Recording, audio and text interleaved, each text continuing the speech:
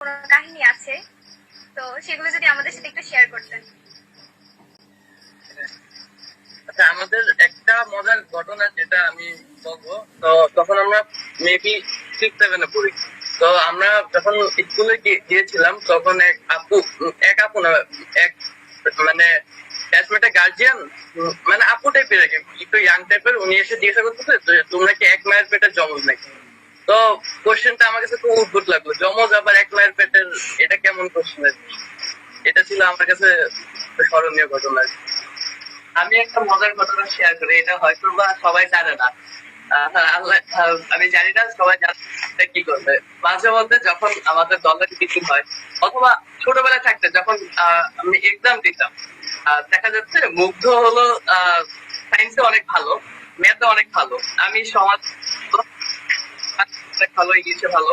তো সিটি গুলো যখন হতো, সিটি গুলো তো সব একদিনে হয় না, এক একটা সেকশন এরকম এক এক দিনে হতো।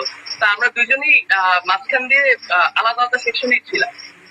এক সেকশনে ইচ্ছা করি যাইনি, আলাদা আলাদা সেকশনেই ক্লাস করেছি। সেক্ষেত্রে আমার যখন ম্যাথ এক্সাম থাকতো সিটি, তখন ও আমার সেকশনে যে আমার ম্যাথ এক্সাম দিয়ে দিত। আর যখন ইংলিশ এক্সাম থাকতো সিটি, তখন আমি ওর সেকশনে যে ইংলিশ এক্সাম দিয়ে দিতাম। এখন পর্যন্ত কেউ এরকম ভাবে আমাদেরকে ভাবতে পারেনি। ইভেন কয়েকদিন আগেও আমাদের একটা মিটিং ছিল, খুব ইম্পর্টেন্ট একটা মিটিং। সেই সময় আমার খুব একটি বড় সমস্যার কারণে শরীর খারাপ ছিল। সেই সময় সেখানে ওকে পাঠিয়ে দিয়েছি, কিন্তু এটা এখন পর্যন্ত কেউ ধরতে পারে নাই। আমি স্নিগ্ধ করেছি ওখানে যে আমি মিটিংটা অ্যাটেন্ড করছি।